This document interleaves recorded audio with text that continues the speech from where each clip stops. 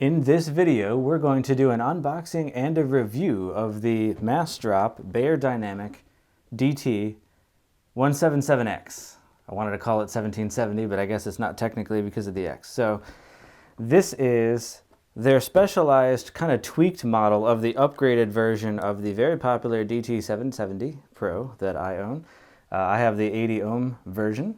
It works relatively well on mobile devices at 80 ohms, but this version by Massdrop is sort of a tweaked version of the 1770. It uses the same driver, the same body and everything, but evidently has slightly different tuning for a little bit different sound and is 32 ohms. So this is meant to be able to be really easily powered off of a phone or other kinds of digital player without needing a headphone amp. I'm very curious to see if that ends up being the case when we listen to them. But for now, let's go ahead and open this box.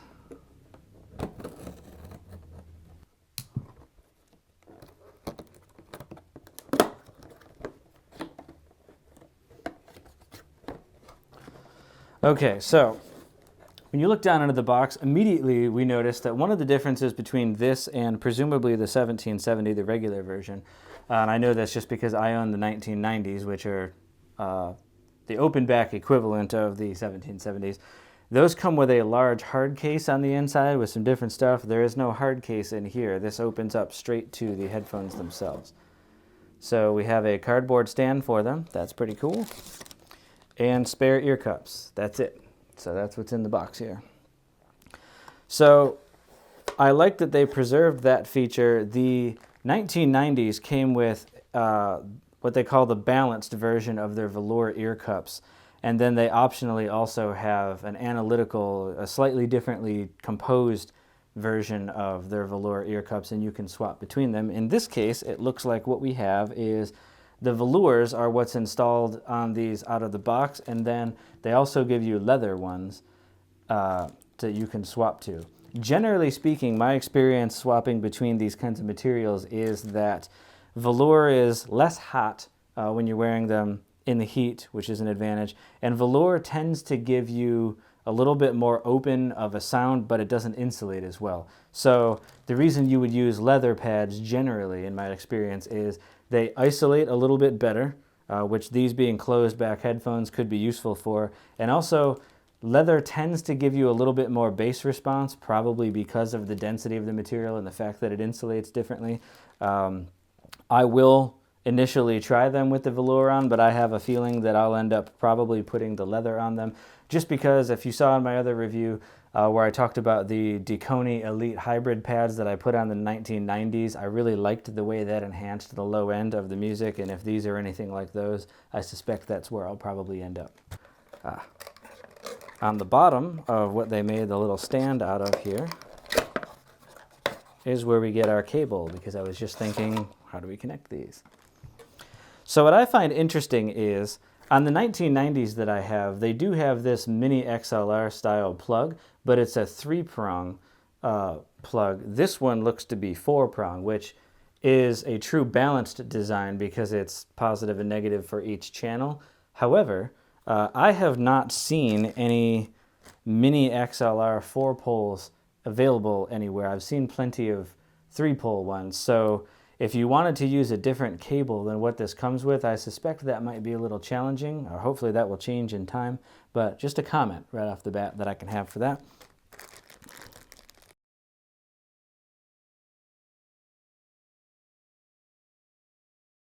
Okay, here we go. So this looks like your pretty standard 6-foot length of straight cable. This may not actually be 6 feet, we'll see. That's actually a positive to me. Some of the 6-foot cables are so long that they get everywhere and it's kind of cumbersome. So it comes pre-attached with the 1/4-inch adapter on it. You can unscrew that for the standard 3.5 millimeter plug that will go into phones and most devices. And then presumably we just line those up that way and slide that right in. It clicks in very easily and comes out very easily. Now, that's a comment I want to make versus the 1990s. The cable that came with those, it pulls out kind of hard, and I actually was afraid I was going to break the headphones because you're like pushing a little button on the side, and then you're like really like having to get it, and you're like, please don't break the ear cup. This one just comes readily in and out when you push the button, which is nice, but it locks in pretty secure when the button is not pressed. That is kind of nice. All right, well, I'm going to have a chance to play with these, and then we'll talk more about the impressions of them. Okay, I have put these through their paces. I'm ready to talk about them. I'll start with the things I really enjoyed. Going into this, I figured, since these use the same Tesla driver that the 1990s are known for, and that I really enjoyed, I figured these are probably going to have the same wonderful detail in the mid-range and the highs that I loved before. They pretty much do. Vocals sound incredibly clear. There's a very intimate experience if the singer is really up close to the microphone, and the isolation that closed backs give you, even more than the 1990s, really makes that a powerful experience. Listening to Adele and other artists like that really like put a lot of emotion and power into their singing is wonderful on these. And I do appreciate the tuning that they did on these, where they turned down parts of the mids a little bit that some people traditionally on Beyerdynamic headphones have said can be a little harsh. I noticed less of that on these, which is also a win. And the bass, generally speaking, on these is solid, like the other ones. It goes just as deep into the sub-bass levels as I become used to with the 1990s and the DT 770s that I have, with a caveat on that I'll talk about in a minute. And unfortunately, that makes the bass a little uneven to me. I do find, as I expected going into this, that the leather pads are a little bassier and they do isolate a little better. They're definitely hotter. I listened for about 25 minutes or so to these with the velour pads and then switched the pads to the leathers, and it was like the minute I put the leather pads on, it was like, whoa, these are hot. Which is interesting because I'm using the Elite Hybrid pads on the 1990s, and I don't really get that feeling on these, even though the ear cups are leather. I guess the point that it's velour on the tips and the inside is fenestrated, which means it's got a bunch of little holes. I guess that makes a bigger difference than I would have thought, because this being all leather, man, it's kind of hot, and it's not that hot outside this time of year yet. So to imagine using these in the summertime outdoors with the leather, that might not really work.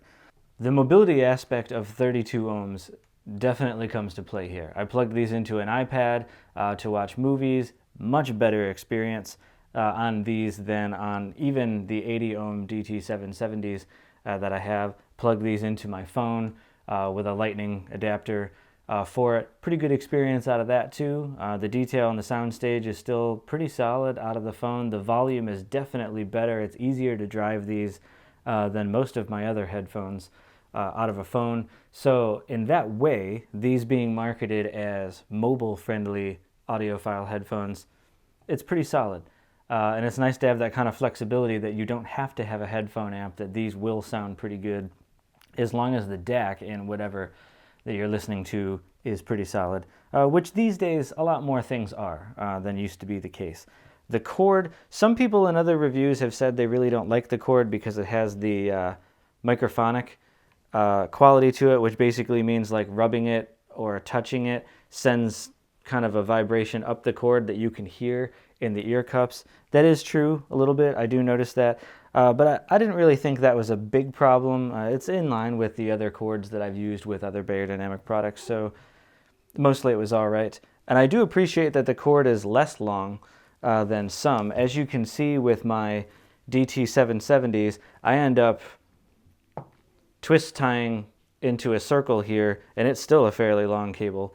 But I tie it up like that just so that it's a little bit less all over the place when I'm up moving around.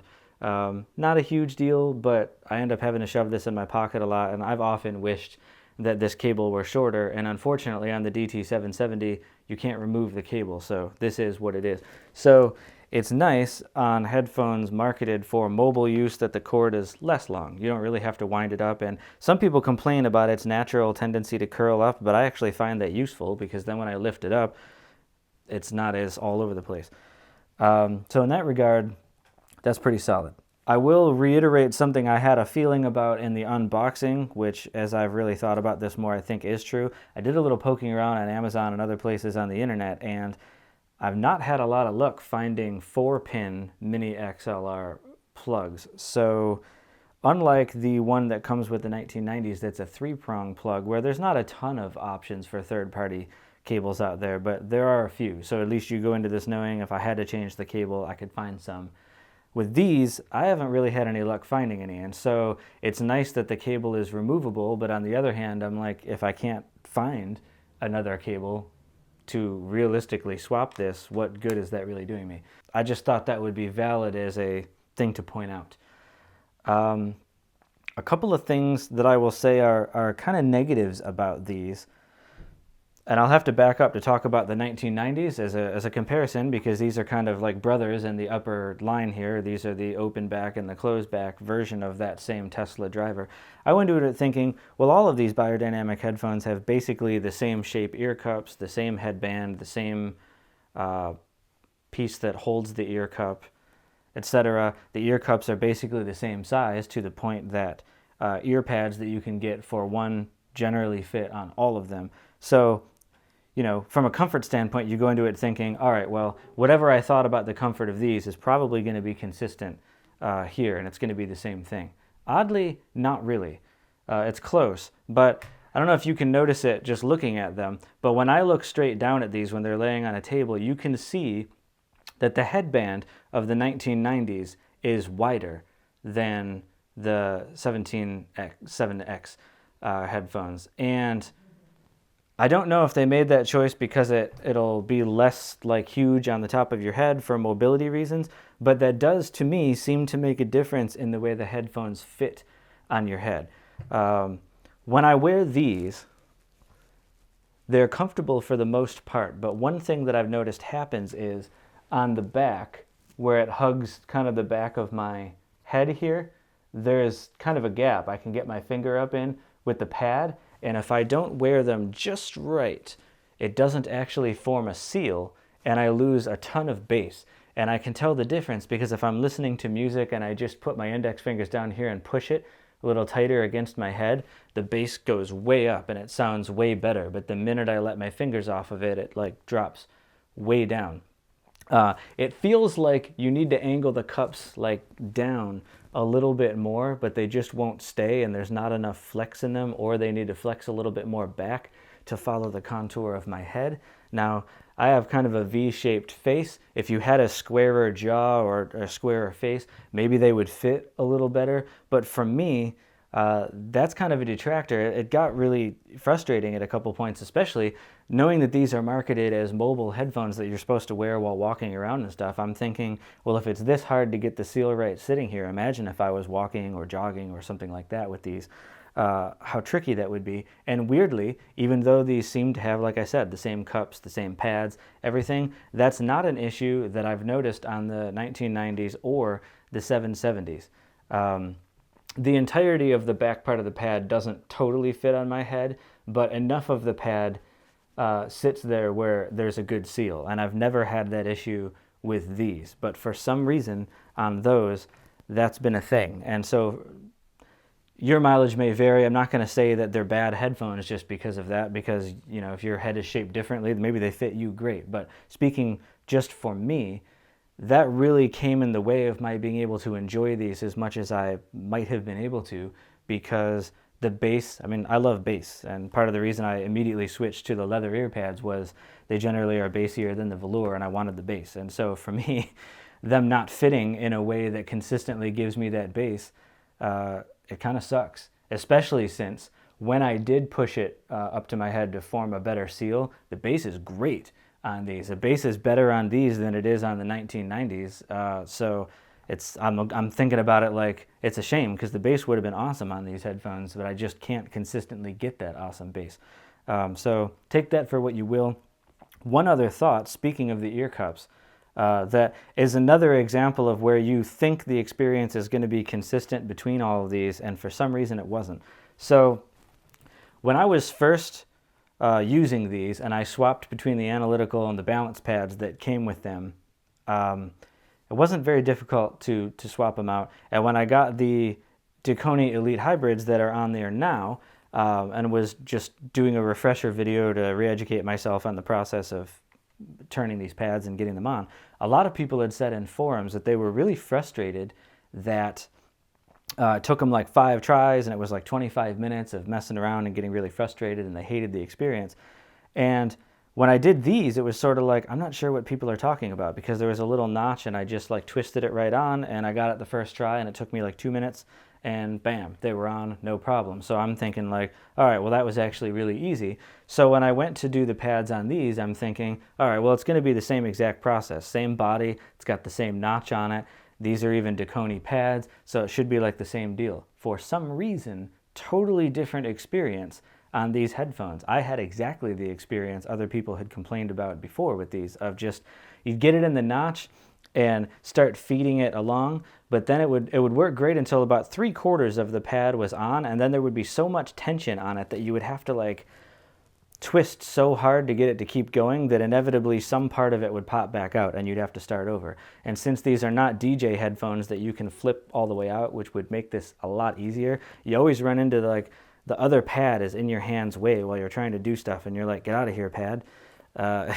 And it was pretty frustrating for me. How I ended up getting it to work was sort of like I was using this hand to like feed it into the notch and twist a little bit, and sometimes I had to like grab on it and twist, and then with this hand on the bottom I would be pulling it in tight against the ear cup to stop it from popping out. And it was like a very like one thing at a time, pulling and twisting arduously. It took me like 5 tries and a few cuss words to get these on, to the point that when they were both on, I was like, I really hope I like these pads, because man, do I not want to have to do that again. So I don't want to beat up on the headphones, but I just felt that was worth sharing, that was a real experience that I had with these, that for whatever reason was not like that on the 770s, and it was not like that on the DT 1990s when I've changed pads. I really can't explain what the difference is, because the ear cups basically look the same on all these. I'm not sure why, but that was my experience.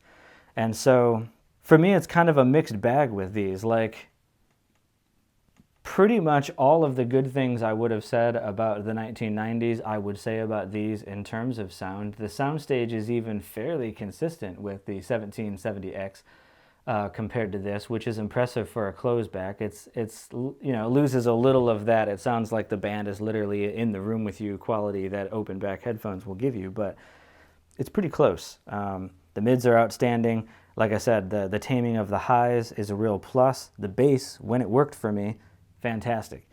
And it plays just about as deep as your subwoofer could on there, which is great, because not all headphones do. But like I said, for me, the inconsistent experience of it not quite fitting right in the back, that's a real deal breaker for me, and it's not clear if I were to put the Elite hybrids on. These are just the regular Dakoni leathers. If I put the bigger Elite hybrid pads on this, maybe that would be different. I don't know.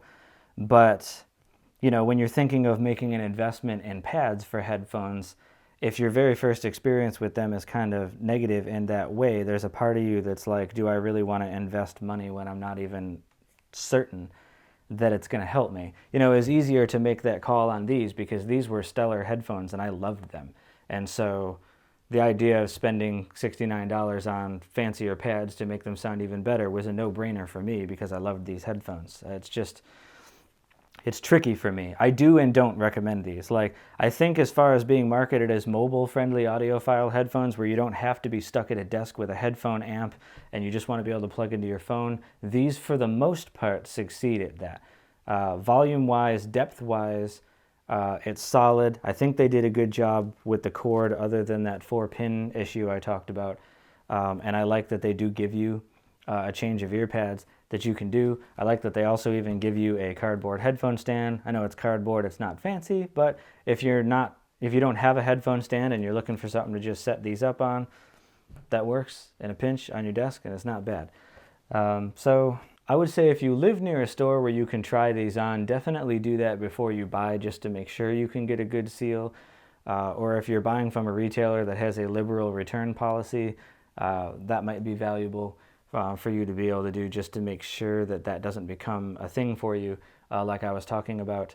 Otherwise, these are very comfortable headphones. The pads are very soft. The headband, just like all these other ones, is excellent. As a bald guy, I don't have hair to insulate on the top, and so when I'm wearing headphones with kind of a crappy headband, I will notice it fast. on all these headphones. I have, on a couple of cases with the 1990s, I've worn these for a whole workday. I mean, I took them off briefly once or twice throughout the day, but pretty much it was like a 6 to 8 hour listening session with these. It was comfortable the whole day. I didn't like get the fatigue of like, man, I really got to take these off. So these win similarly in that way, which is solid. It's just a couple little nitpicks for me would stop it from being my go-to headphone, because I went into this thinking, well, if they sound comparable to the 1990s and are easier to drive, I may end up just using these pretty much all the time.